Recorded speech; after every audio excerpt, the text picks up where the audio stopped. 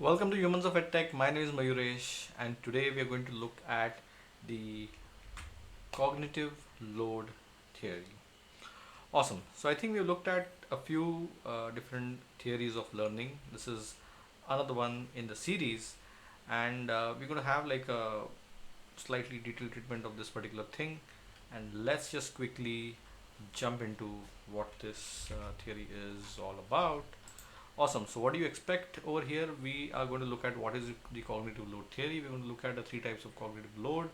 We essentially are going to understand what cognitive load theory is more or less all about, and we'll just take it from there. Before that, let's quickly understand how the learning slash memorization slash committing to the memory happens for the human beings. So, what typically happens is that there is information that comes through you from your sensory organs, and that information is then consumed by and retained in your sensory memory. Some of it is forgotten, some of it is getting committed to the working memory. If you rehearse, if you have spaced repetition, if you have some sort of a practice, then it's get committed to the long term memory, and that's where you typically retrieve it from. But there is forgetting that happens at both the levels, at all the stages and steps. Right. So let's look at what is cognitive load.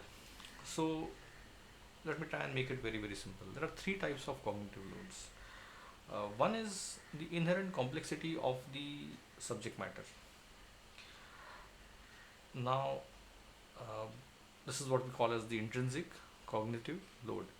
But if you are not familiar, or something that is has a higher level of difficulty, higher level of unfamiliarity, then it is going to be something that is difficult. Things that require you to have mathematical concepts in place which you are not well versed with, or maybe you are well versed with, but they are inherently very very complicated, where it requires extension of concepts which is beyond the basics what you do from your you know kg to 10 plus 2 or your high school. Then I think typically those kind of things which has its own inherent difficulty. Second is the extraneous difficulty. So what it typically means is that difficulty that comes into play because of the way the subject matter is either presented to you, or by having some sort of, I would not say interference effects, but uh, additional pieces of information which inherently increase the complexity or difficulty of understanding, but that is not really the virtue of the inherent material or the subject or the matter under consideration. So that is something, is the extraneous difficulty. And third is the germane. So let's jump into this a little later, but what it essentially means is that it is used in forming new schemas. Let me make it more simpler.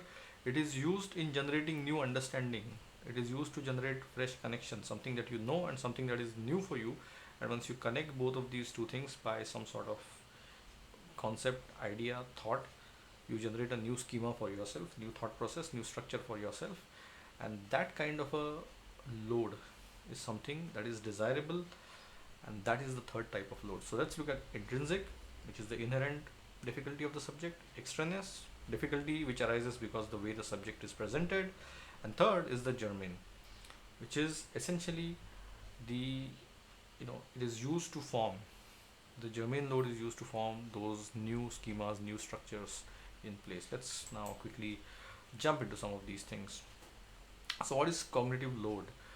uh, you know the thing is that you don't want to be overloading the learner, because learners can absorb and retain the subject matter that is being taught to them effectively, as long as they are not getting overburdened, if they're not getting intimidated, as long as they are able to process all of those things in their sensory working memory and able to retain and commit it to the next level. I think we're all good. The moment it passes some of those thresholds, it becomes a little difficult. This is one of the most simplest dumbed down kind of a definition of all of these things, but that's how the cognitive load is. You're going to hear of this word called as schema again and again and again. For all practical purposes, schema is essentially a mental structure, mental model, uh, which helps us think, understand, interpret something in a very clear way. Say things like you're able to visualize how the roots of the trees look like in a two-dimensional perspective, and now if you're able to extend that as a concept and say that an org structure in a company, in a multinational organization, also looks similar.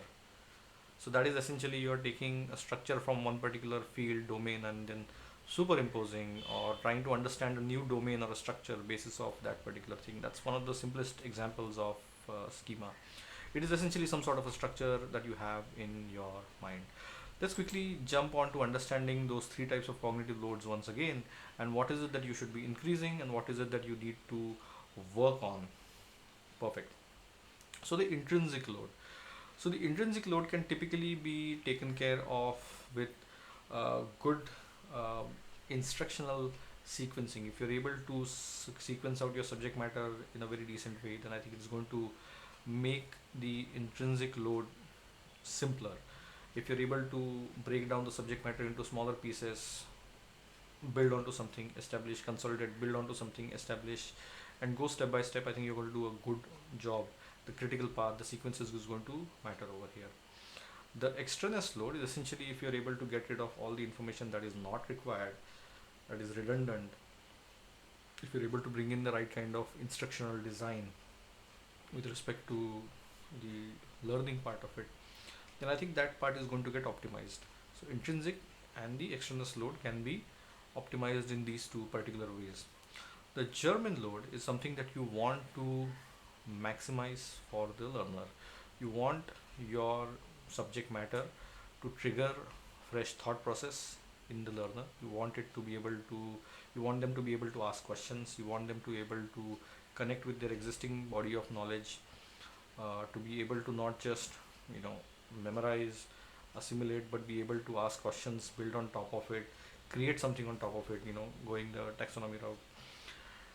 So those are the kind of things. So that's what you essentially need to, you know, optimize for. You need to minimize the intrinsic load, you want to minimize the extraneous load, and you want to maximize the uh, German load.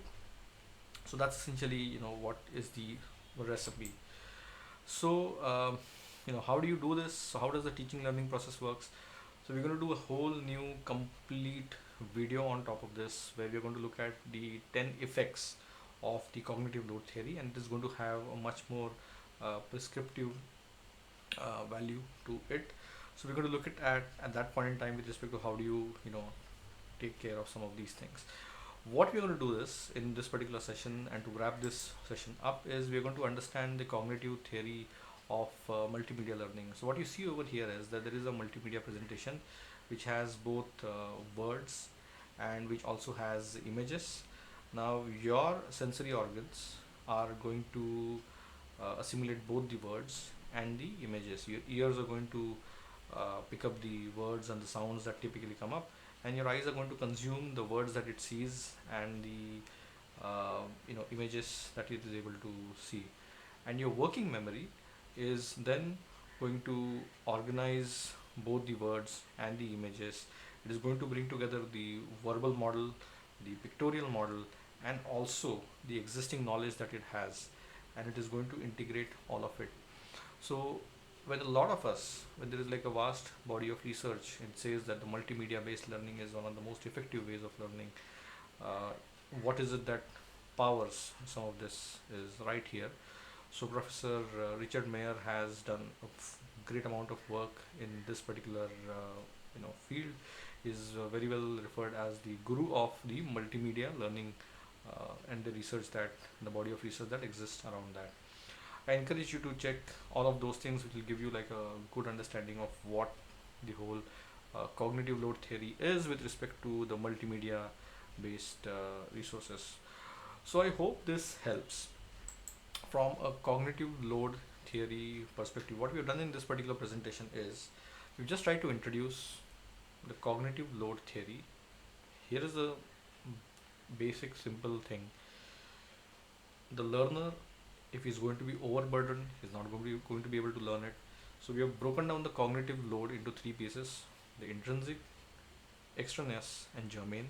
We want to minimize the intrinsic and the extraneous load by good sequencing and by good instructional design.